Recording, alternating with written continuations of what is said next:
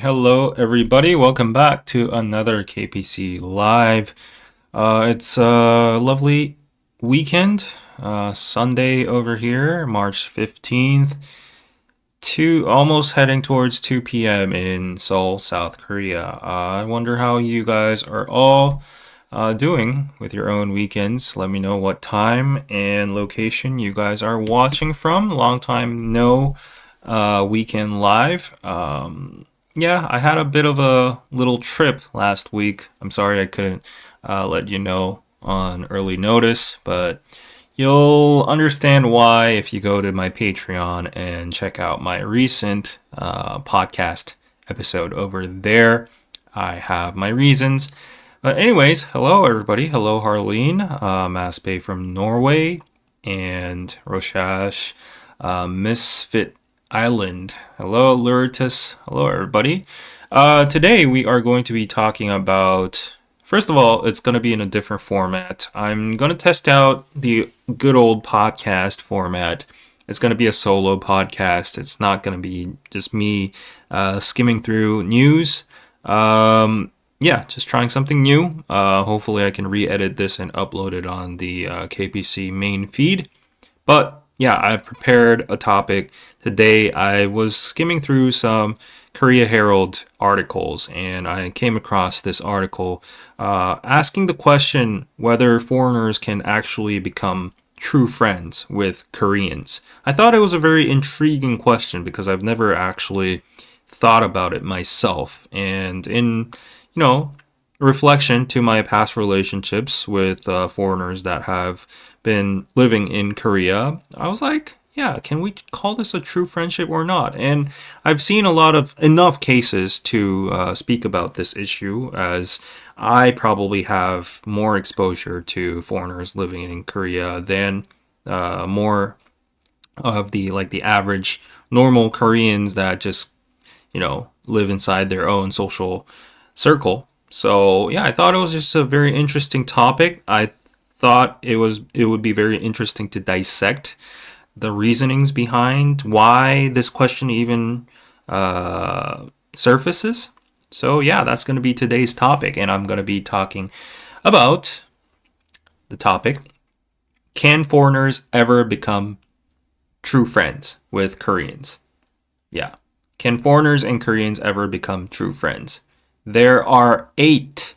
I like to say 8.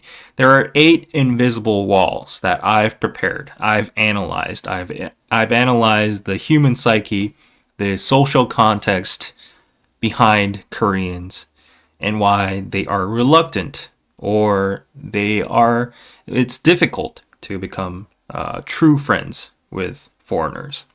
So yeah, before we go on, let me read some of your comments from San Diego. Hello, Carol. Ryan, hello.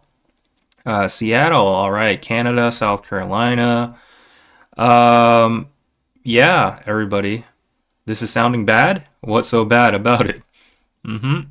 Will there be a Patreon episode after this too? No. I think this is going to be it for today, but as I've told you, there was already a Patreon episode, an exclusive episode about my recent trip and my recent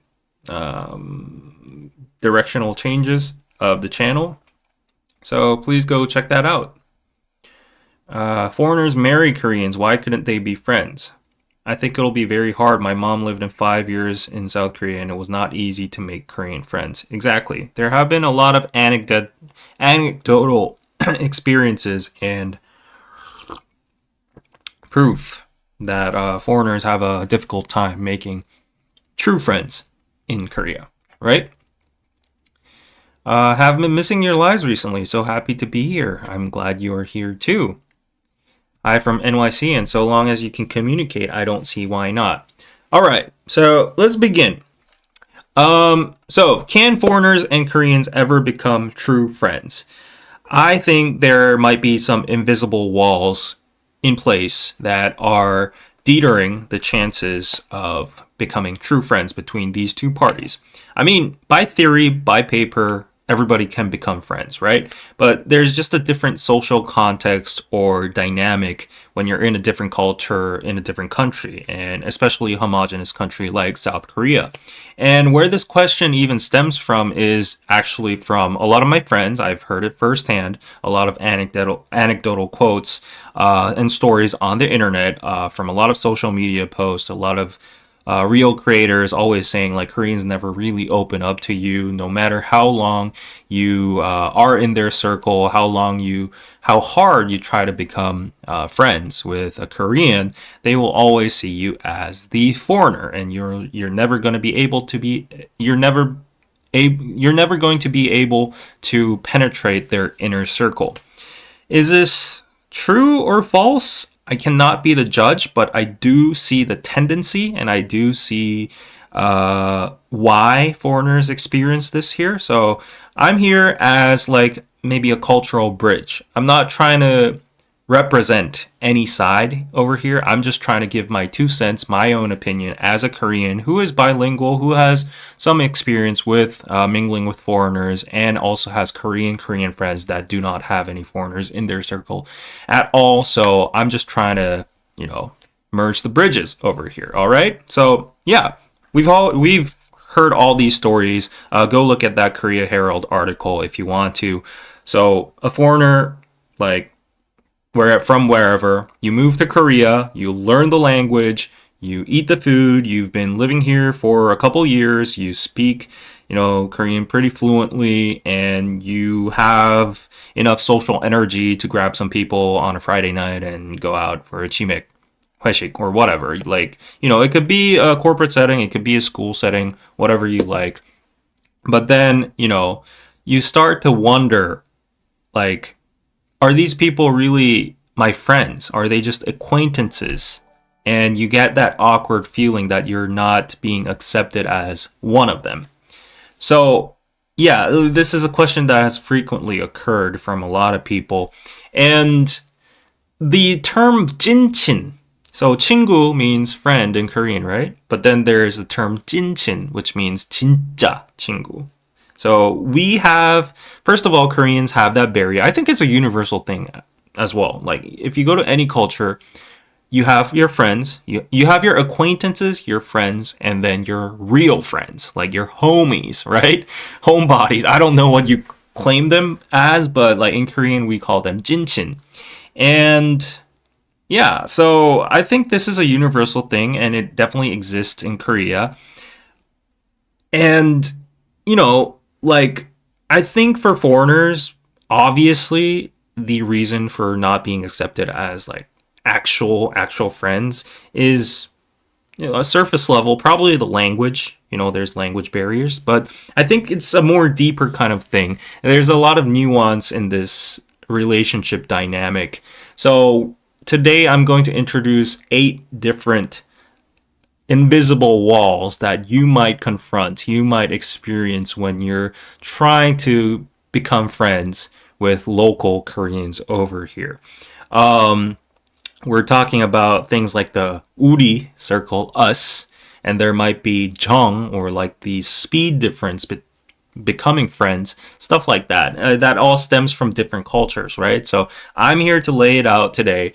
And also, there's a reason for you to stick around, because later in this episode, I'll be telling you guys the real tea, some of the dark sides, the dark and deep psychological traits of Koreans. There are more than just language barriers. There are unspoken racial hierarchies. There are, language exchange traps, all that kind of stuff, social calculators. So, yeah. So let's dive in. I think for this discussion, we have to set a premise first. Well, first of all, setting wise, Koreans and foreigners simply don't have places to meet. That's just the plain truth for a lot of foreigners and Koreans here. Like, Koreans, ordinary Koreans that are just living their lives, like, working a 9 to 5 job, going back and forth from house to work, unless it's like a global company, the chances of you interacting with a foreigner speaking in a different language is very low, unless you're in like a club or you're a very social person. Like the chances of you actually interacting with a foreigner would be probably close to zero, unless you live in a very foreigner populated area like Itaewon, right? So let's rule that out, okay? Like, let's set the premise that you are a socially active person.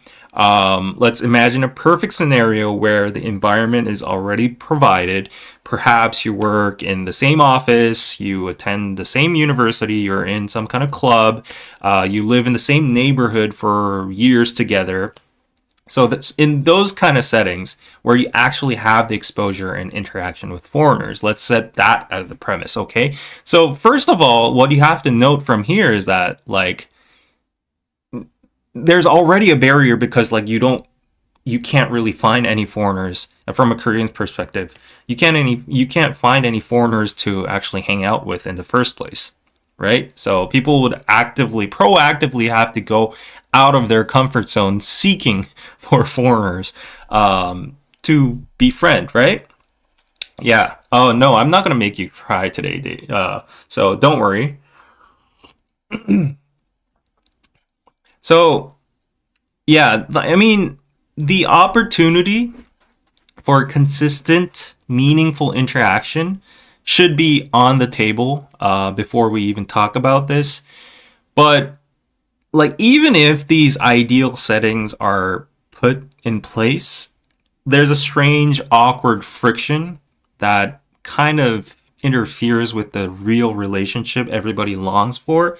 And like people want to know what happens after the initial introduction. They want to go deeper into the person's circle, into the relationship, like when the small talk ends and the polite distance, that all ends. Like that's like an initial barrier, right? But like, people want to actually be accepted. I don't know how you drive the standard for being accepted is, but it's just like this weird feeling, like I'm sure you guys have probably experienced it in your own terms.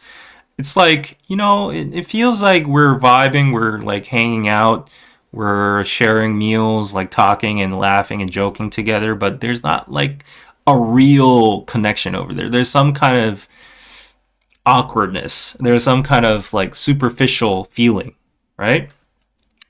um Yeah, so are you open minded? Yeah, that could be a question you can ask. I feel like I would struggle a lot as a neurodivergent person unless neurodivergent Koreans similarly throw all the rules out the window. Yeah, so like there are a lot of barriers already in place. So yeah, anyways, let's get into the factors that I tried to lay out. Well, first of all, you got to understand the social system of Korea, how Koreans connect with each other. There's the uri circle. Uri means us, right? It's a very strong circle versus like the outsiders. So Korean culture is very famous for this us culture. Like we even when we call our nation like our country. So a lot of people just in spoken English or in their spoken language, they usually say things like, "Oh, my country." Like my country is blah blah blah blah. But in Korea, that's forbidden. That's actually against the Korean language. We are not able to say my country. That's weird, right? But the proper term is 우리나라, which is our country. It means we. So that itself, like ingrained in the language, just signifies that Koreans just identify us as like the whole nation itself, and that definitely roots in our homogeneity, or whatever that word is. And I think it might be a beautiful concept to some extent, but in this globalized era, it might have a double-edged sword. You know what I'm saying, right? So it's the Koreanness and the Korean identity that makes the Korean culture so unique, and us, rally up together and achieve goals and high speed and like, competitiveness and all that kind of stuff. But it definitely does create this kind of invisible boundary. And I think there's like a clear, what do you call it? Like, I think there's like a mental map in every Korean's mind. It's like you have different circles for different relationships. It's like you have family. I think this is universal to some extent, but it goes double down in Korean culture. Like there's family, there's school, there are hometown friends, there's college, there's workplace, and then you have like those small circles here and there, and they might overlap, but outside that circle, everyone seems like a stranger, and it's very hard to go inside that circle. So Koreans might be very polite, they might be very helpful to foreigners and visitors, they might be very like jolly and entertaining drinking with you guys, but there is always like this polite distance that's very hard to cross. It's very hard to get into that us thing, because by language, by culture, by history, we're just so unified together with that Korean identity. And I think this is a very unique thing that I noticed, is that I was looking at some comments the other day on the American side of the internet. I don't know what topic it was, but someone addressed the word foreigner is kind of like offensive to some extent, because there were a lot of people saying in the US, nobody uses the word foreigner that much. Like, there aren't really settings to actually, like, you have to use that word because it's like a melting pot in the first place. It seems like a very technical term. Like, foreigner, why we use the term foreigner in Korea so much is because we have the term 외국인. 외국인 translates to foreigner, but if you dissect the word 외국인, it means a person that's from an external country, that would a different country, which is foreigner, right? So it literally translates to a person from an outside country. And even if you live in Korea for 10 years and speak the language, like, you will be labeled as an outsider or a foreigner. Not from maybe your closest friends, but like from random people on the street. They will see you by your skin color or your like different ethnicity or whatever traits, and they'll be like, oh, foreigner, like 외국인. Like, even if you have a Korean citizenship, that's very weird in the lens of US person, right? Like an American, like, it's the melting pot. Asians are Asian Americans, Hispanic Americans, Black Americans, African Americans. So yeah, like I can see why the word foreigner can seem a little weird, but the fact that the word foreigner is just so engraved in our language system and our identity itself, like these linguistic terms and identical context, I think add to the invisible barrier when you're trying to actually, make a better relationship, a closer relationship with a Korean person. Like, inside, we'll always cling on to that word, 외국인, foreigner, no matter how much you're like so fluent in Korean. Like, nowadays, if you see TV shows or YouTubers, like, I have a bunch of these friends too. Like, they're foreigners, and me, like, I can't find an alternative term for that. They're foreigners, but they speak perfect Korean.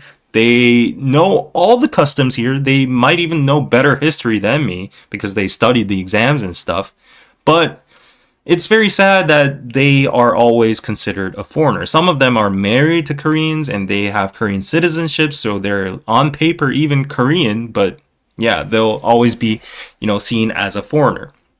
That's just the wall you cannot penetrate. Maybe in a couple decades when the demographics kind of change, I heard that now the percentage of foreigners is like up to 5% or something like that, but still 95% is still Korean, right? So yeah, you get what I'm saying, right? With the first point. I'd rather be called a foreigner than an immigrant. Okay.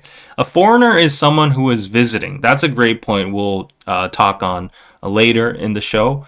It is a bit off-putting in the U.S. to call someone a foreigner because we have many accents, colors, etc. To assume someone is a foreigner is rude. Yeah, like that was a very eye-opening moment for me when I saw those kind of comments. Like, that the word foreigner just never sticks that much. So I think it's a very unique kind of thing. I wonder what other Asian countries then use as terminology for foreigners, like visiting their country or residing in their country, or do they like 100% accept then as like if you're in Sweden, like that's a country that's known for a lot of immigration, right? Like if there is someone that is ethnically not originated from the Swedish, bloodline or whatever, are you considered like Swedish, or like I don't know what happens, but at least in Korea, that invisible wall definitely exists over there with the word foreigner and the grouping of us, 우리, right? 우리 is us and them. So I think that's the biggest first barrier you have to go through, which is it's just very hard because it's just in the language, okay, right? I don't mind being called foreigner because I am in blood and color. It is what it is. I didn't realize this was going live. He's a beast doing these streams all in a row. If you appreciate that, I would appreciate some support at the pinned comment over there. If you like these kind of deep dives, please support me if you can. Anyways, going on to the second factor. I think there's a second invisible wall on why foreigners cannot be true friends to Koreans. They can be, but it's very hard. It's, again, about the culture and the language itself. It's about the hierarchy headache, the age and status trick. So in many cultures, you can just be friends, right? Like, oh, we're friends. But in Korea, you have to set the hierarchy first. So, like, before a friendship can even start in Korea, like, Koreans subconsciously look for your age, your job title, your year of graduation, what class you're in. And this is because the Korean language requires that. Like, it requires different grammar, There's 존댓말, which is honorifics. There's 반말, which is just like friend language. And there's also different ways to like address people. Like if you're older, you're a hyung. If you're younger, you're like a, you can say ya. If you're higher than that, you can't. There's 누나, 오빠, 사장님, 부장님. Like there's a 님. So all these different suffixes, there's these different ways to address people and the categorization by age. To give you one example, what people say when we meet like new people and we discover, like, first of all, Koreans introduce themselves in age within the first 5 minutes. It usually the dialogue goes like, oh, nice to meet you, my name's this and that, I'm this years old, I was born this whatever. And the response would be like, if I would say, oh, I'm born in 1992 and the other person is also 1992, they'd be like, oh, really? Oh, you're 92 too? Like, we're friends then. That's when they say the word 친구. Oh, 친구네, 동갑이네. We say stuff like that. So it's very linked with age as well. So we're talking about, like, first of all, we have national identity, like us versus them. And then we have the barrier of foreigner, the 외국인 word. And then we have like the social hierarchy, the age and all that, the categorization over there. So yeah, like subconsciously you have this feeling, like you have to label each other in, you have to set the hierarchy first. And then if you have another layer of being from another country, it gets tricky. The system glitches, you know what I'm saying? Because like, a Korean person might think, you meet a foreigner, like, oh, the person's older than me, but we're in the same position. Should I be formal? Like, if I'm too formal, we won't be too close. But if I'm too casual, am I being rude? But, oh, what? I remember in, the States or in the Western world, they don't really care about ranks or job positions or age that much. So which which rhythm do I have to play on? So it makes a lot of glitches and confusion in the head, and that triggers like a little migraine. It's like, I don't know, like this is confusing.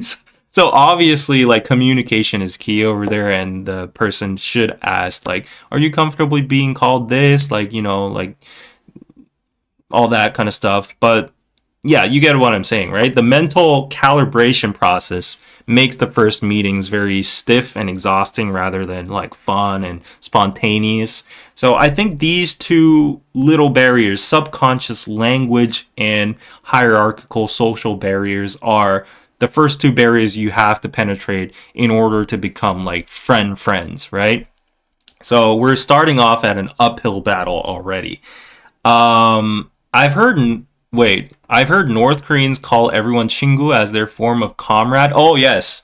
So North Koreans, they have a word called 동무.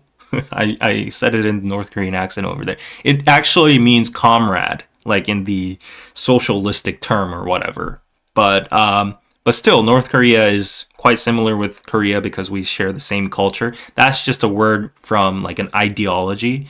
So I wouldn't say like Kim Jong-un calling someone 동무 means like, oh, actual comrade, or vice versa, like a low rank person calling like a higher up person 동무. That would fly, but still there would be like a hierarchy difference over there. But that's a usage of language. In Spain, we are not that formal, but me not being formal with you doesn't mean I'm friends with you. Yeah, so I think it's very much tied in our culture. It's like everything revolves around that, the language itself, how it's formatted. As I said, there are so many different forms of diversification. We have to, tweak in the language when I'm dealing with someone older than me or someone younger than me, or who's a woman, or who's a colleague, or who has authority, stuff like that. So when the equation starts to crumble because there's a foreigner in front of you that has a different culture, it's like very complicated, right? In Sweden, we have a word utlänning, which is translated to foreigner. Today it's a bit rude to use. It's to distance the person not to be included. Oh yeah, so like these kind of connotations, I don't think Korea is as like intricate as like the Swedes are, but we've always just been using the word 외국인, and that's about it. I don't think there's a alternative to address someone that's not from our country. 외국인. No, there isn't anything. So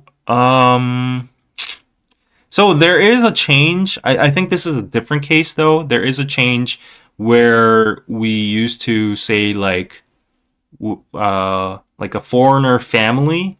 We are changing that term into 다문화 가정, which is like a multicultural family. So that's become the government term. So I guess we're trying to be more inclusive. But so far, I think everybody's just very fine with using the word foreigner, which is ironic because we're not thinking about the perception, the recipient side, right? So yeah, that's a very interesting. In Brazil, we call gringo anyone that's born outside of Brazil, from Argentina to the U.S., Europe, or Asian. All are called gringo in Brazil. Doesn't matter which country. Yeah, I've heard that in was it Breaking Bad or some Mexican movies? Was it? Or no, maybe it wasn't. But yeah, what about the term gringo? Is that offensive, or is that like, I don't know. Yeah, it is confusing, and Americans may struggle with the respectful hierarchy addressing people because we refer to everyone and anyone as pal, buddy, bro, honey. Whoa, that will not fly here. Yeah, you cannot say to your colleague or your boss like bro, or anything like that. I rather they just keep it as 외국인. It's easy to use. Yeah, it's just that the direct translation to foreigner is a little bit awkward, right? And it could be a little off-putting to a person who's first visiting Korea and hears that term being used to indicate themselves, right? So yeah, those are the two first starters, but we have a lot to cover over here. So third, I think it's a matter of the density of time and like what kind of life stage you met the person at. So in Korea, friendship isn't just about how much you like someone, how much you interact with them. It's about like when you met them and the purity of that time you spent together. So for me, even I would say that my real friends are from when I met during uh, middle school, high school, elementary school, and even college is a little bit. There's a little bit of wiggle room over there. College, yeah. So like before you're an adult, when you meet people during your childhood and your school years, like this is like the unfiltered era. You studied together, you ate meals all together, you spent so much time together, you saw each other's raw and authentic selves, you didn't have any calculations, you didn't have any motives, you didn't have to put on a social mask for the adult world, and you shared all these very cute moments together, like the same trends, like growth spurts, tests. You've gone through the pain and laughter all together, and the density of life you shared during those 10 to 15 years time frame is just so thick that a friendship starting at 25 or 30 feels thin relatively. I think this might be a universal thing. Let me know in the comments, but I think this factor plays a lot uh, when a foreigner is not being accepted as like a real friend. It's like, oh, my real friends, my real homies are back from like when I was in elementary school. Like it applies to me too because like I don't have a lot of friends, and honestly, most of my friends like I can count within my fingers. They're all from like my school days, right? And I believe that there's this thing called the friendship quota. There's no word for this, or there's no concept of this, but I just think this, transcends amongst Koreans. So in this friendship quota, like those childhood bonds I talked about, they've already taken up spots of like, let's say 10 people of your friend slots. And then it's already like very emotionally demanding and rewarding at the same time to have those kind of friends. And the inner circle's already like full. So like your capacity of gaining new friends, it's limited. And finding new soulmates in your 30s or like your late 20s, you don't really feel a certain necessity for that. You're like, I'm good. I already have a lot of, friends. Already have a lot of real friends. So this new person that approaches you, be it Korean or foreigner, again, the foreigner barrier makes it even harder. You still don't have that much capacity in your like inner circle, right? So there's a friendship quota for that. And, you know, like I've been talking about becoming an adult and all that, but once Koreans enter the workforce, every new relationship has a layer of a certain calculation or professionalism. So people become more guarded, and they're like, like there's a certain etiquette or manner on how you should act with people you meet after you become an adult. Like when you're kids, there's no filter. You can use cuss words together. You can talk about like politically incorrect things and joke about it. But can you do that with a friend that you've met at a workplace? Maybe if you get super drunk and open up a lot, you could. But I think people would definitely have their guards up and be more cautious about it. So yeah, for a foreigner meeting a Korean adult, especially most of the times it's like that, because foreigners, when they have to travel to Korea, it's usually after they're an adult, right? So like the chances are you will be having an adult relationship together, and you who you're competing with is like a 20-year history, pure friendship, and to have the equivalent level of intimacy or maybe even subpar level of that is going to be very difficult. So yeah, adult friendship is often labeled as like a business type of relationship in Korea, right? Um, and I don't know, like, um, yeah, I think. Tell me if I'm wrong, but I feel like for Westerners, especially, like when I see them at pubs or clubs or whatever, not like the dancing clubs, like I don't know, language exchange clubs or yeah, these cute ones. I've heard and experienced a lot of people say that if you have a great conversation or you have a similar vibe, you have a lot that you relate with each other, you share a hobby, that opens up a lot and you have potential to become a friend. So you can instantly meet someone at a bar, and if you click, you could become a friend. It could even evolve into a best friend dynamic. I won't say that doesn't apply to Koreans entirely, but the initial setting you meet the friend, which is like a club or a bar or whatever, can be seen as light. And they might think like we have a great vibe, but you don't know the real me, the child version of me. You only know this adult version, and without the shared roots or connections, it's just like we met at a bar in the first place. So I don't see this going anywhere deeper, right? So I think these kind of factors of like not sharing the unfiltered stages, or at least it's like you don't have to personally share the unfiltered stages or school days of life. It's like at least if you've lived in Korea during those school days and you've lived through like things like Psy World or your version, the equivalent of MySpace, or you shared experiences of playing Maple Story or StarCraft, or you went to norebangs and snuck out of extracurricular work, all that kind of stuff. You've taken the Suneung exam. These kind of cultural ties are what people value in those like childhood memories, right? And it's very hard to transcend these gaps that are missing from the dialogue or context in it with a foreigner. So I think that is definitely one factor that interferes with the relationship. Let's see what you guys think. I don't see why nationality should matter if people are comfortable and click. Friendship is friendship. Yeah, of course. Like, by principle, of course. But I'm explaining over here why it's hard to become true friends. Like, we can be friends, but as I explained earlier, there's like acquaintances, friends, true friends, right?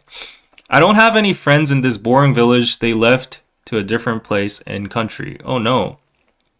Sometimes we bond over shared trauma. Exactly. Like in the childhood days, you have the miserable Suneung exam preparations. Agreed, David. It's exactly the same in Singapore, going through cultural ties together. Yeah. Shared experience of having your favorite K idol being outed as having a significant other. Huh. Oh, yeah. Yeah, that could apply too. Exactly. Yeah. So let's read some more comments over here. Just my opinion, but I think if Koreans open up to other people, they wouldn't be so lonely and they would have people they can trust, count on when things get hard because life is hard enough. That is true. That is true. I do agree in a general perspective that Koreans need to be a little bit more open-minded and willing to explore outside of their circle, because I've seen a lot of people actually doing that and being pleasantly surprised from their limited expectations. Hot take. I feel it's hard for Koreans to make friends because your entire life beyond adolescence is competing with one another for something, where it's school or corporate. That's a factor I've not thought about, the competitiveness. But that makes sense. That makes sense for making friends in general. But I don't think a lot of people would think a foreigner is a competitor. So I don't think that stands in today's topic. But that's a great, factor when we're talking about making friends in general in Korea. Yeah. If you're liking this comment, please make sure to like and subscribe. Yeah, and let's go on. So we have a lot to cover more. I think number 4, obviously, there is the language perfectionism trap. So it's not about a language barrier. Of course, there's a language barrier. You would expect that, right? But Korean people, this is on the Korean end. Koreans, they value, like, they want to be perfect. They don't want to be perfect, but they don't want to be embarrassed, at least. So there's a high social cost for making mistakes. And since many Koreans have studied English, it's in our curriculum for 10 plus years as a subject, they are required to speak some level of English, but they feel like it's like most people don't learn practical English that much. They feel like it's a tool to get through the exams. So they might have like crazy reading comprehensive skills and listening skills, and they might know how to lay out their ideas, but they don't have the confidence to make a full sentence without sweating it. You know, they're like, oh, what if I get this wrong? What if that person feels like I'm so bad at English, I'm not so good at English? What if she laughs at me? What if I'm saying this wrong? What if my pronunciation is funny? They don't want to confront those kind of situations. So when you come to Korea, I bet you that among the younger generation, more than like half or the majority of people know how to describe like directions or what you're asking them for. It's not going to be like, explain me how to assemble a rocket, right? In those easy scenarios, people are equipped enough to like explain those to you, but you'll frequently see people waving their hand saying like, oh, I'm sorry, no English, no English. And you'll also see a lot of idol interviews or just Korean people in general when they're in public speaking spots, when they have to speak English, they always put a buffer in the first part of their speech saying, I'm not good at English. I am my English not good, but, and then they'll start their speaking, right? Like everybody expects that you're not going to be a native English speaker, right? So honestly, there's no reason for you to address that in the first place, but that just shows the Korean mentality of not wanting to mess up, to be able to be seen as like presentable. So yeah, like if a Korean person isn't confident in their English, like they'll probably try to avoid eye contact with you, or they'll give you very short answers. And sometimes that might be misinterpreted as like, you know, oh, they find me like boring, or they don't want to interact with me, or they don't want to talk with me. So it's gonna be like, you know, you ask something like, so how was your day? Like, you know, what's going on nowadays? And they'd be like, nice, good. And they're like laughing at you, but like you feel like, okay, I was trying to like continue the conversation, but those are the two words coming at you. So it's hard to like continue a conversation. So I think this needs a little bit of more work from the Korean side. Obviously, that person would have wanted to engage with the conversation, but like the limitations, not even the limitations, the mental limitations they have put on themselves. It's like, oh, they want to say like, oh, it was nice. Like, you know, nowadays I'm doing this and that. I'm feeling really good, blah, blah, blah, blah. But they have the fear of like messing up that sentence. So yeah, that's just innate. And you got to understand that. I have found too that most Koreans are not forgiving of foreigners making mistakes in speaking when not being familiar with formalities, but when Westerners accept Koreans not using correct English. Yeah. I mean, like, not to take a Korean person's side, but like if the battlefield or the location, the zone is in Korea, and you're in like a professional setting, or like you're in TV, like they'll give you a pass they'll give you a pass, but they wouldn't be so forgiving because like we're at our home ground, right? So, but I seldom see that happening. Like if you're a foreigner and you mess up with our Korean language, people be like, "Oh yeah, that person's a foreigner, so probably like he or she doesn't know how to actually say that in a proper way." Um, yeah, I relate, to be honest. Yeah. Like, you want to be at your best when you're actually talking in a different language, and you don't want to embarrass yourself. You want to be able to articulate your feelings in a very descriptive and fluent way. But when that doesn't come out, your brain just freezes and you just avoid the situation, just saying, like, oh, let me just not embarrass myself and say, like, oh, nice, good. you know? Yeah. It feels like Koreans are so conscious of their image of perfection or worries too much of what others will say. Yes, exactly. That's what I'm saying. So because of this mindset, it just hinders the possibilities of a deeper conversation with a foreigner. Thus, like in order to become great friends, you need to have deep conversations, right? It's not a prerequisite, but it definitely advances the possibilities. And if you're unable to do that, you know, it's going to be very difficult. Yeah, so I definitely think there is a language barrier, and on top of that, there's a mindset problem of trying to be perfect, which just lowers the possibilities of becoming true friends with foreigners and Koreans. Yeah.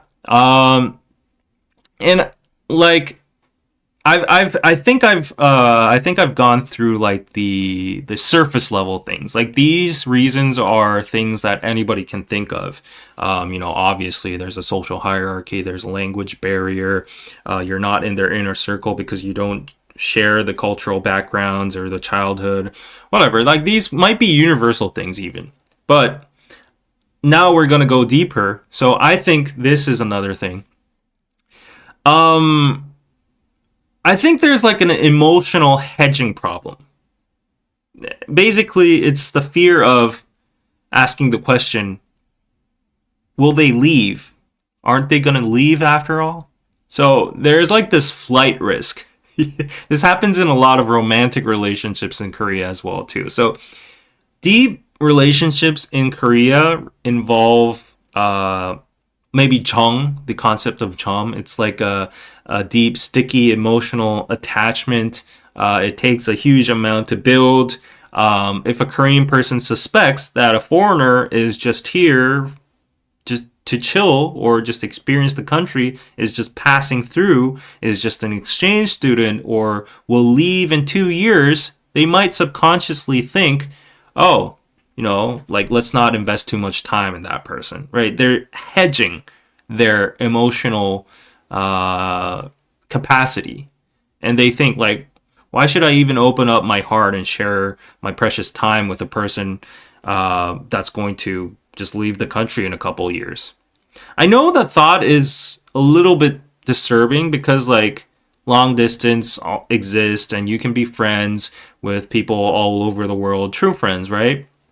But we're just very used to living in this peninsula. It's basically an island. It's trapped on the north because like North Korea is over there. We can't cross over. It's an island essentially. So I think the flight risk factor is a very big thing. Not a lot of people come here to settle down that much. And especially in the old days when Korea was unpopular, nobody even knew about this country. So they'd be like, oh, that's a foreigner just doing business here. Nowadays, we have language exchange students. Nowadays, we have people who are favorable towards Korea. They're opening up to Korean culture, down to explore the whole country for a couple years, or like maybe even settle down over here, loving the environment because it's so clean, convenient, and safe, and all that. But like, yeah, like a decade ago, it wasn't like that.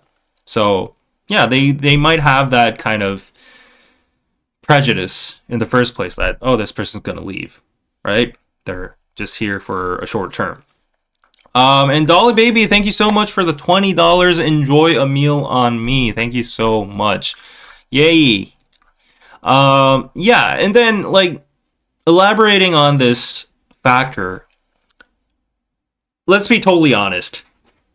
It's easier to hang out with people who speak your language and know your whole history, share similar taste in food, and like with true friends, there are certain situations where you just get the joke. You just get why it's so funny. You just laugh your balls out together. But a lot of the times it's based on like cultural nuances or, just language itself.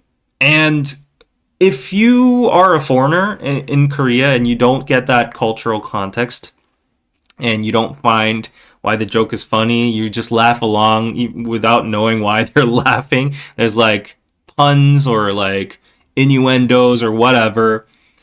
And like even if I'm a good Korean friend to this foreigner and you're in a group setting and everyone's laughing, like I might feel the pressure of like trying to explain as much as possible because you don't want to make the person feel left out, right? But then if that happens frequently, like there's going to be a certain fatigue of translation. A lot of people might seek for that selfish comfort, staying in their own circle because they just don't want to act as like a cultural ambassador or like a translator every Friday night you're hanging out with your foreigner friend, right? I don't think this is a big deal, but in terms of real relationships, they do matter because like what are friendships about? Like it's being able to enjoy things to the fullest altogether, right? And maybe even the pains too. If someone's like super sad about something or it's all about the emotions, and if there's like a barrier over there and you have to be always translating that could become kind of a job. So yeah, again, this might be universal as well. But still, I think this is a big barrier. Exactly. I might not see my high school or college friends for 5 years, but the minute we are together, we are on the same wavelength again. Yeah, there's just this special connection. The same thing happens stateside, though. I have friends I met here in LA for language exchange, and once they move back to South Korea, they just stop talking. Yeah, that's the hard truth. It's the cold truth. It's just reality. I think this is also why idols that aren't Korean tend to find each other and become friends. Yes, you can even observe this in the idol scene as well too. Idol groups are now very global. They have so many different nationalities. But if you see after the years pass, you will see tendencies of similar ethnicities just grouping together and becoming real friends and hanging out together, while you see like Thai members from this group and that group hanging out together rather than with their own members. So yeah, I think that this happens a lot.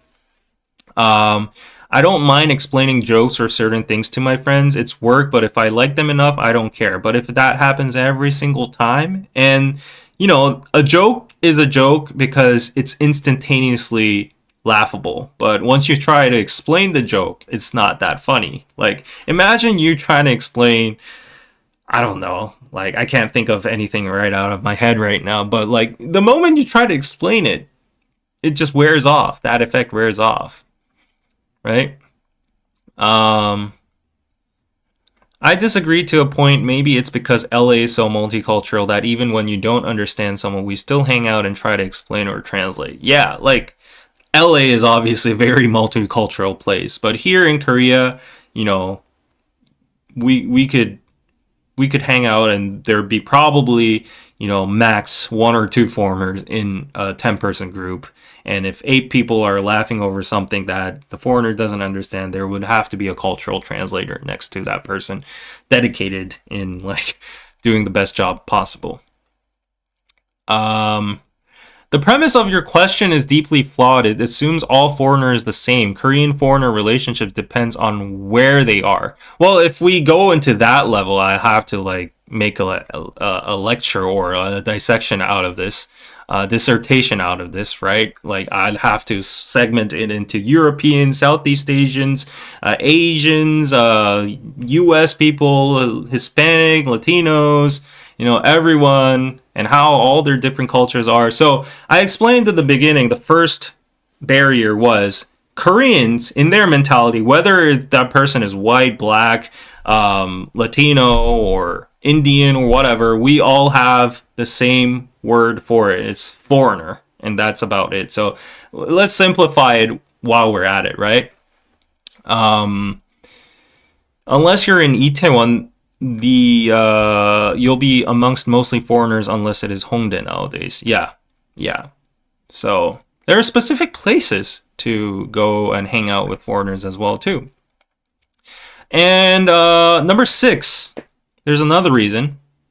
I think this is a very uniquely Korean one as well too. It's not news to the world that Korea is a highly motivated society. There's a lot of competition here, and working hours do not end. We work overtime, and we're very overworked. So everyone's busy. Everyone's in survival mode. And, we call ourselves, our country, Hell Joseon by ourselves. It says like, the long commutes, the family obligations.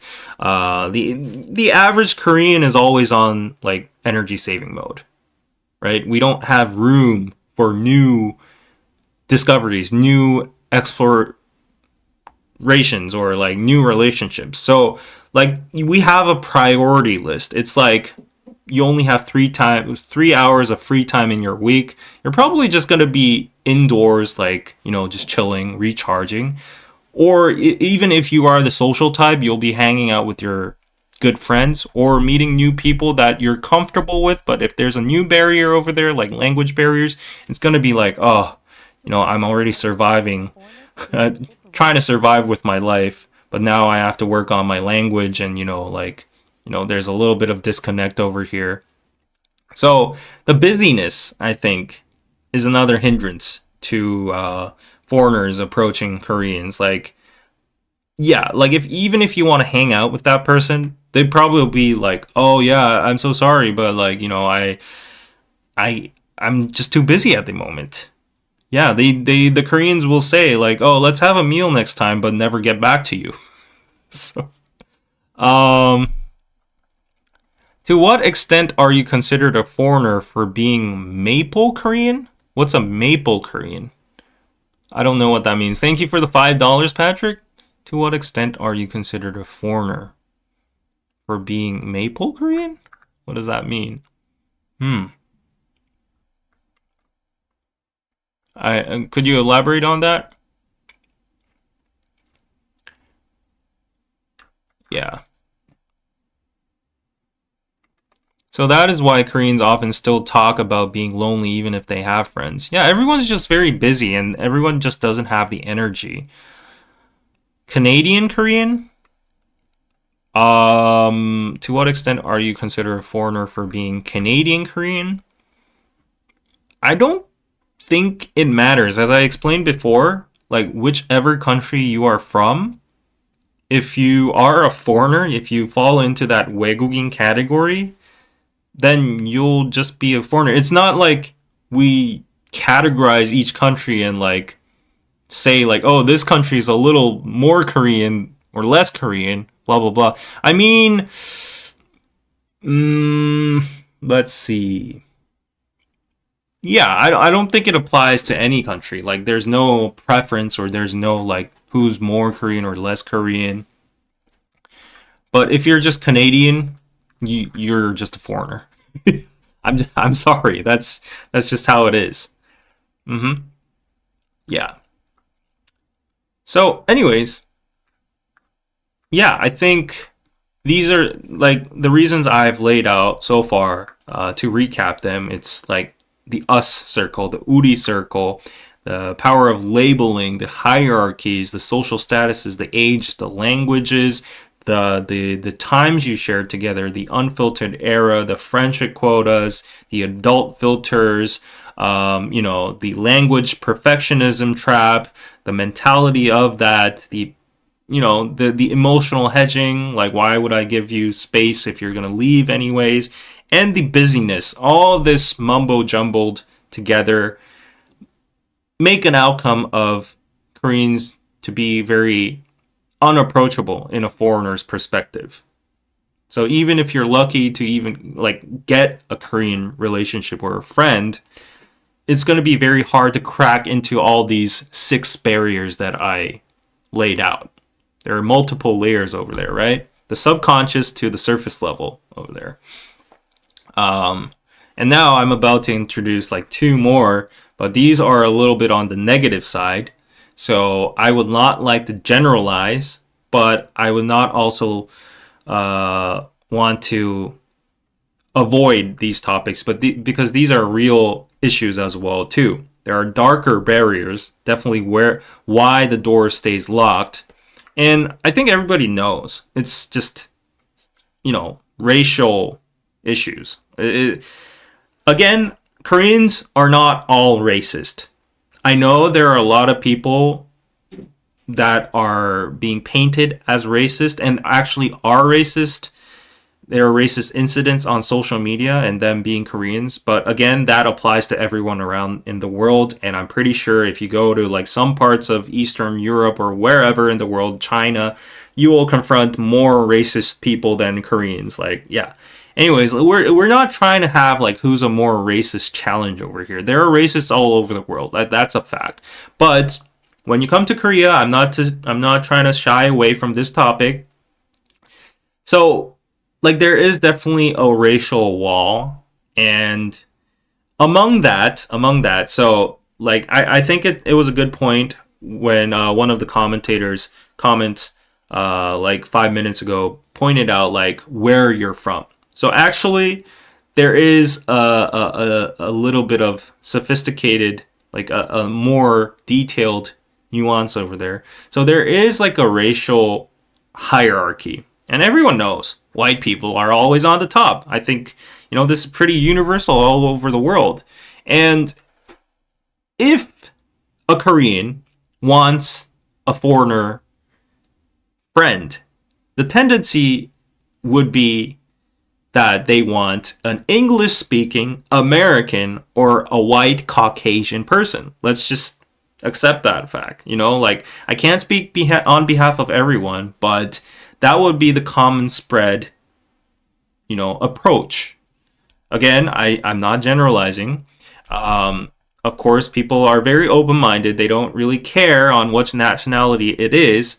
But if we would speak on behalf of all generations, different demographics, not just the Gen Z or the younger folks that are that open-minded, we can't shy away from the fact that there are stereotypes, there are prejudice, and there is like a white favoritism in Korea. And okay, white people might be foreigners too, but there are other foreigners that are Asians or Southeast Asian or, African or wherever else from the world, right? So, yeah, there is going to be a more difficult level of a barrier for a person that is not a Caucasian, European, or American person here, obviously. Because we have that unspoken, subconscious racial hierarchy in our minds, there would be a preference and there would be a difficulty of approaching a person based on that person's race. So it's very sad and unfortunate to put it like this, but there is a social calculator that runs in the background weighing a person's nationality or economic background. It doesn't always have to be ethnicity or skin color. There could be economic backgrounds as well too. A person is from a rich country, then the person might be more favored. So yeah, this is a sad conversation for sure. And as Bodyboard Koala mentions, in Korea and everywhere, hence the difference between immigrants and expats. It's just sad. It's just sad. Not him saying open minded. Um, yeah. So, yes. Anyways, a lot of people expecting me to talk about some certain topics. Singapore has a social calculator too. It's also unspoken. Yeah, like I mean, I don't want to rip apart that dark part of the mentality over here and just like expose it all to the world, but let's just acknowledge its existence. Like let's not lie that it doesn't exist, right? So if you're not American or a Caucasian European from a rich country, then you might have some difficulties bridging, you know, the gap or having a true relationship with a person over here because of those unspoken hierarchies. It's sad, but it's true, right? But as I mentioned again, I have a lot of friends around me that are very open minded and they don't care which ethnicity you're from. They don't look at skin color. They don't look at what country and economic status you're from. They just truly accept each other as human beings. And I think it's changing for the better. And yeah, that's the way it's supposed to be. And Korea is becoming more multicultural. So that's good. That's good, right? Okay, and the last barrier, the last invisible barrier would be, I think this applies to mostly, like, okay, now we were talking about favoritism towards white people, right? But at the same time, that's a double edged sword because some of those relationships that you might think is a true relationship might end out to be just a transactional relationship. Like you might think of this person as a friend, but this Korean person might be using you as a language exchange person or just an exotic experience. And this can apply to a lot of different, ethnicities as well, but mostly it's for English, right? Or Japanese or whatever, like the language they're interested in learning. So, you know, a foreigner in Korea might be treated as a free English teacher often, or a social, I don't know, like a social accessory to show off that you're an open-minded, global, hip person. And yeah, I've seen a lot of cases like this around me. Like, I was surprised that one of my Korean friends was hanging out with like this random dude from where was it, the UK, and I was like, wow, how'd you get to meet him? And I was like, oh, he was like blah blah blah blah, and it was like, oh, okay, so you hang out often? And they're like, oh yeah, and it was like, okay, and then he was like, yeah, I'm learning great English from him. I'm so glad he's from the UK because I wanted to pick up the UK accent. And yeah, it could be a perk, but if it's like the sole purpose you're meeting this dude, then that's not a friend, you know?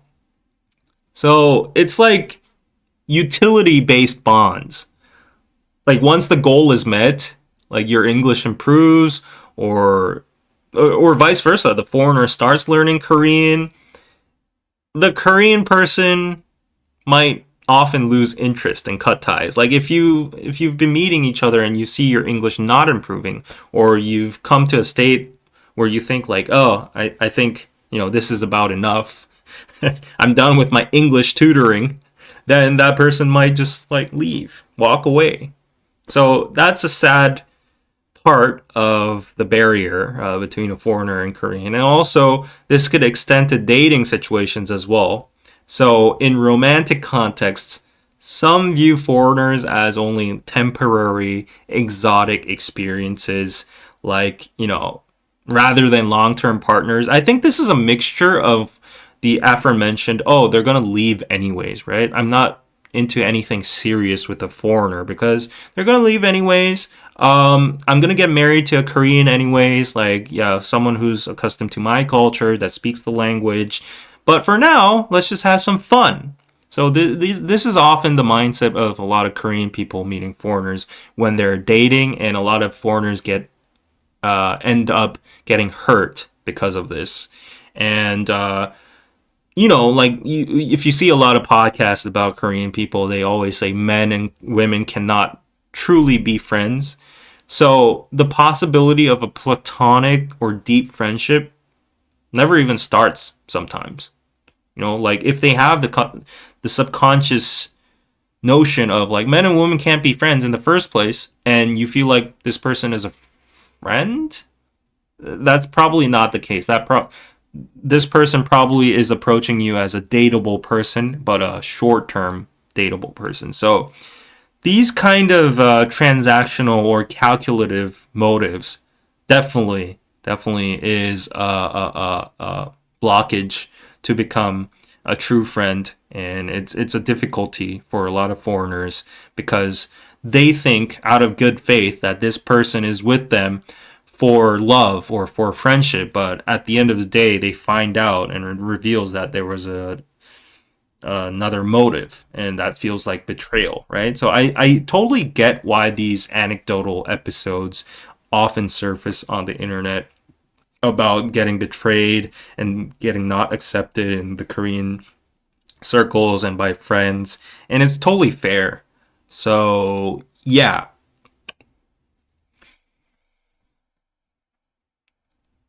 um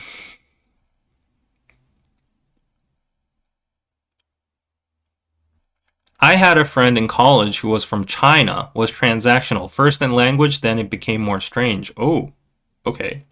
But a friendship could possibly grow from it too. I guess. Um Now it's the white horse thing. Yeah. I haven't seen anybody actually use that term nowadays.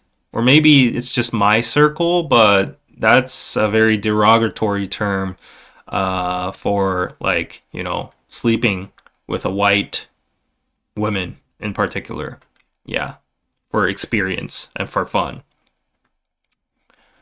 I'm your American labubu. Yeah, yeah. I don't think people think to that extent, but yeah, there is definitely a certain image where if you are friends with a foreigner, people they might think like, oh, people might think I'm open minded and like hip and stuff like that, trendy. Um, yeah, it goes both ways. Yes, it goes both ways.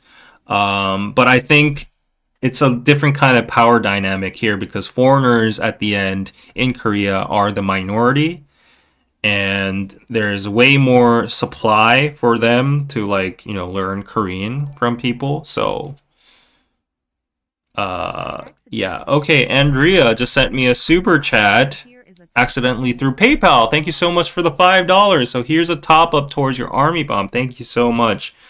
Let me check it out. All right. Wow. Thank you so much for the 20. Woo! Pizza. And thank you for the $7. Merry happy early St. Patrick's Day. Have a green beer on me. Okay. I don't know what a green beer is, but let me look it up. Mhm. But yeah, so I think these are pretty much the 8 reasons why foreigners have difficulty in finding true friends in Korea. I don't want to blame any side. I don't want to blame my whole fellow Koreans. As I've stated throughout the whole podcast, it's like there are a lot of things that are universal. And I'm just explaining this in Korean terms because I'm a Korean and we're the Korean Pizza Club, KPC, over here. And again, this applies to a lot of different countries in the world, but I hope my explanation was a little bit more nuanced in the Korean perspective. If you have any questions you want to ask about, like, okay, so how do I become friends with Koreans? Like, what are, like, how do I increase my possibilities of doing that? Stuff like that. Put them in the chat. Ryan, thank you so much for the $7. In conclusion, just because there are these invisible walls, don't let them deter you from making Korean friends. Just be respectful and be yourself. Exactly.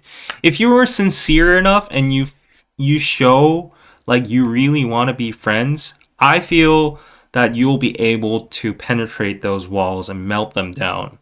Uh, but obviously, the language barrier would be a very big thing in the beginning. So I think, it either has to be one side has to be able to speak the other's language at least at some level of fluency. But if you're in Korea, you are the foreigner in their mindset. So if you want to be friends with them, I think the possibilities are higher if you know a little bit more Korean. Yes.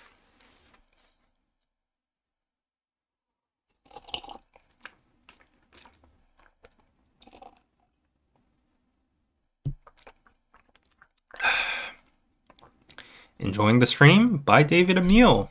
PayPal.me/KoreanPizzaclub. Yes.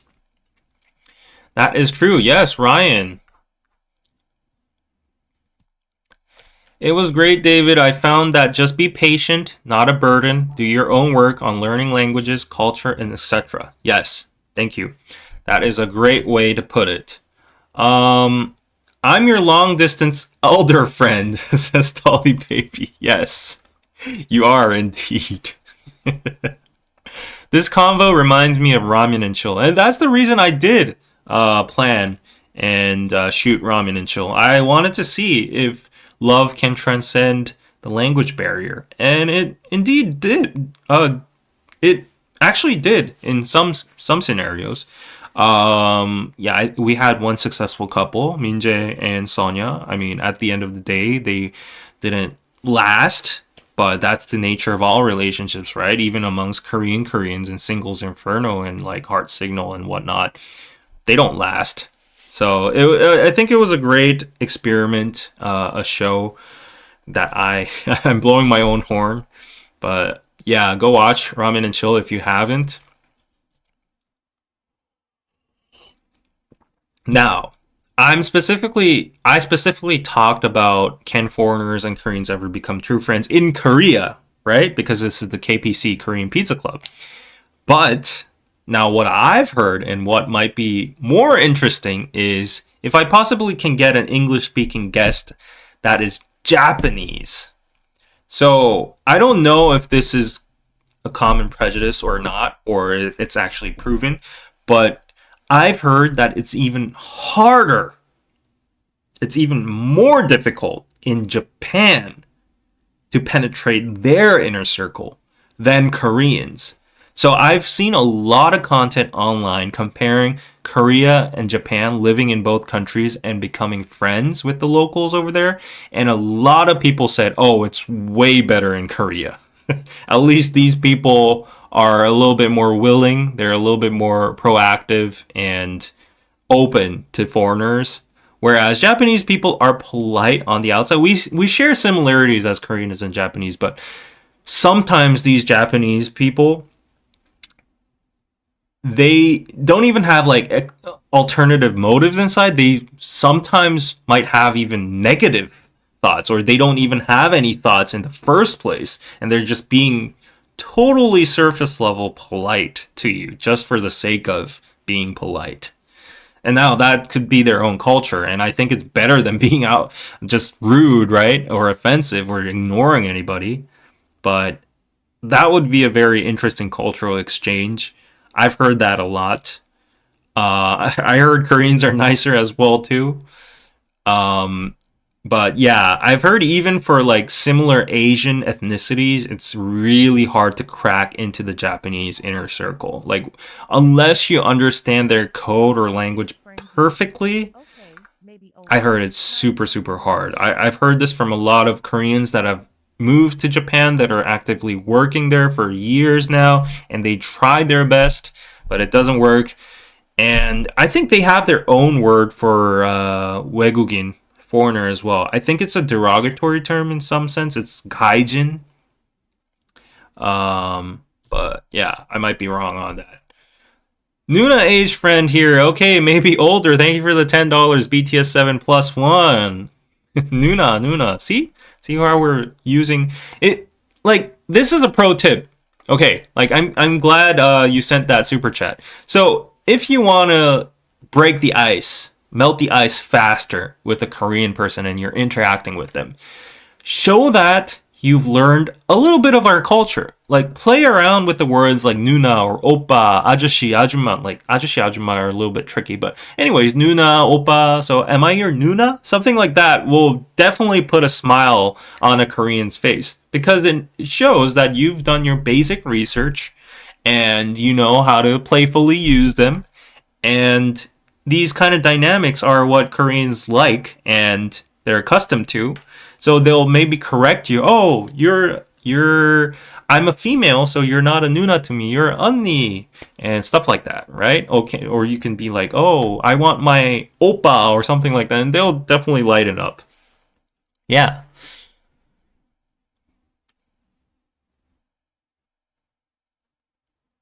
Yes. We need A John to guess KPC since he's the K-pop Nuna hunter. When did John become the K-pop Nuna hunter? Wasn't he like the Elder fans organizer or something?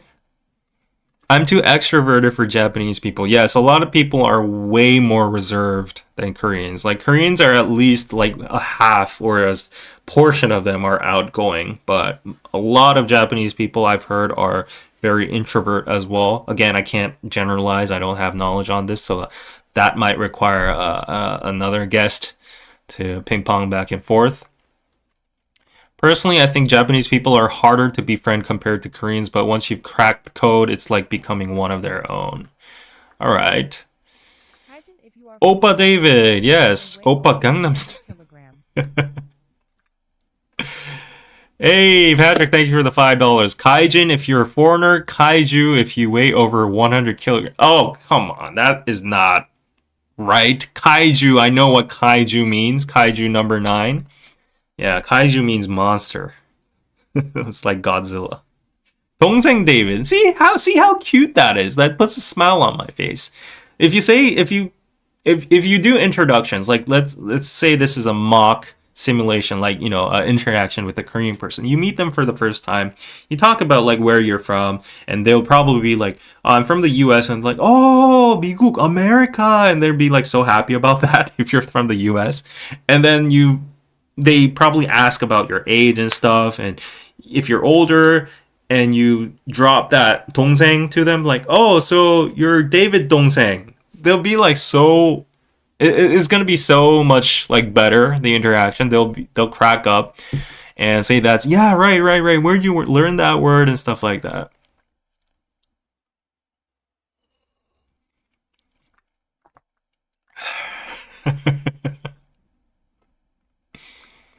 David, will you dance Oppa Gangnam Style for us?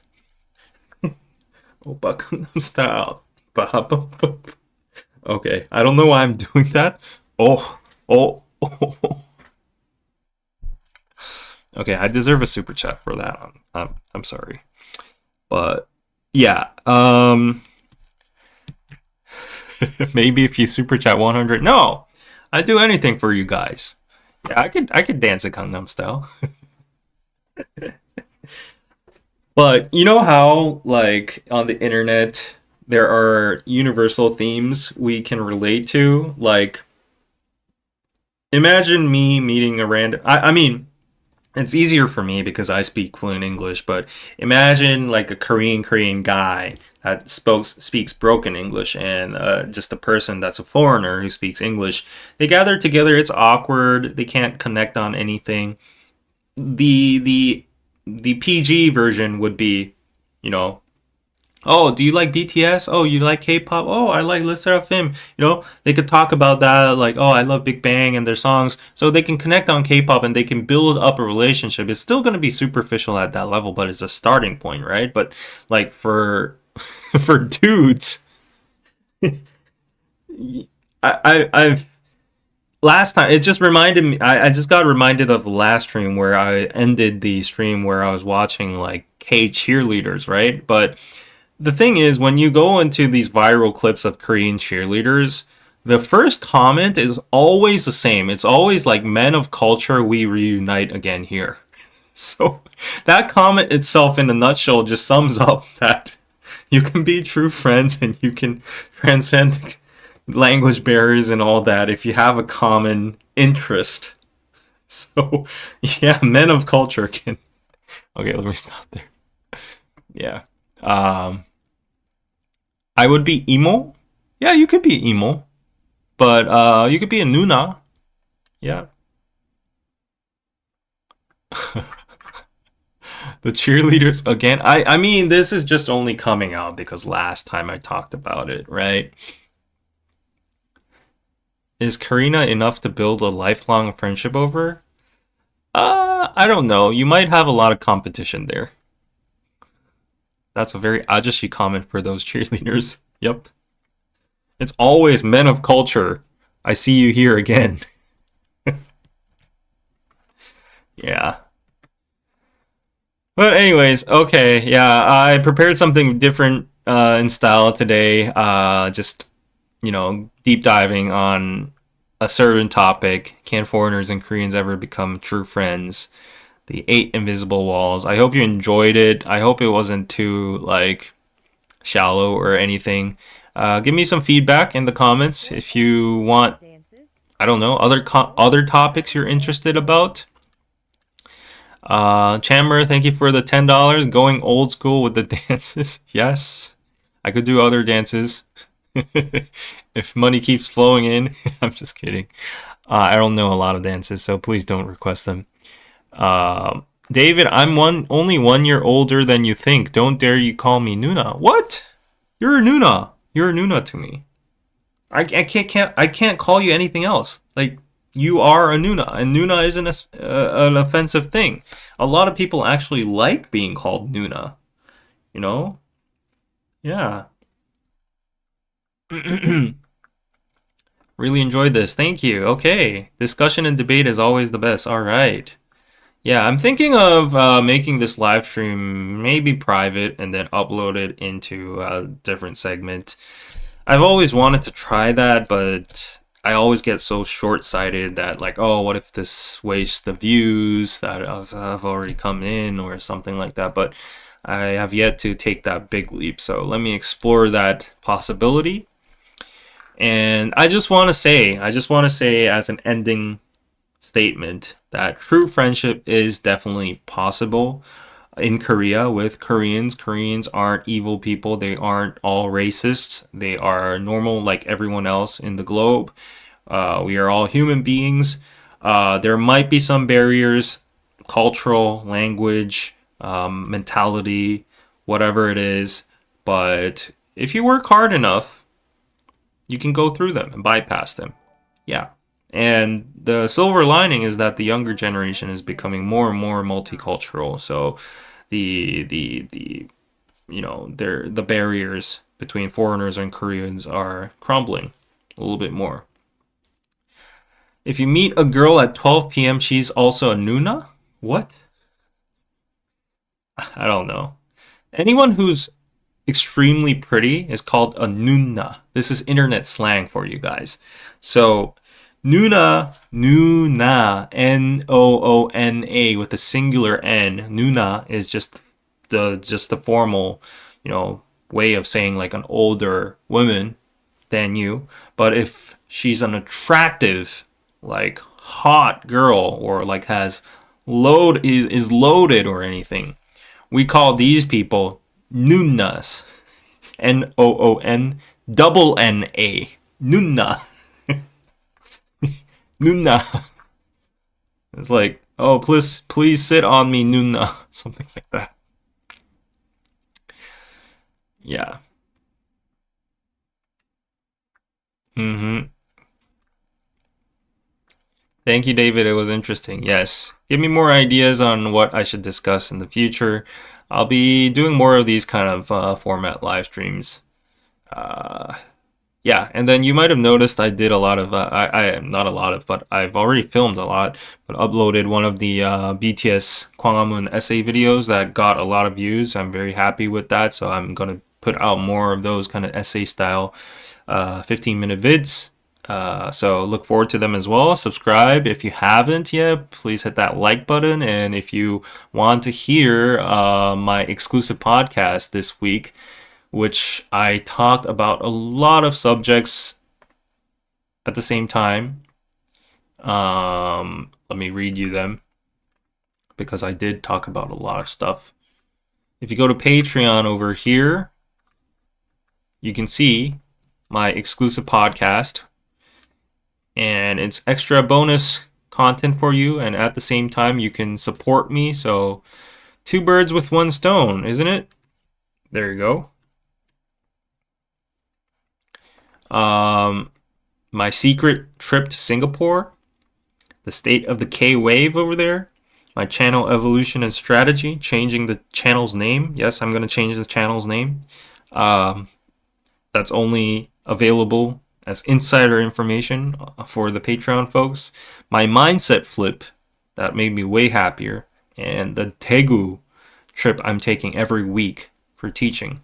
A lot of inside my life kind of content over there. If you want to become true friends with me, go sign up on Patreon. Saw David on Arirang. Yes, I've been on a lot of BTS related panels. Yep. So, okay. Okay, guys.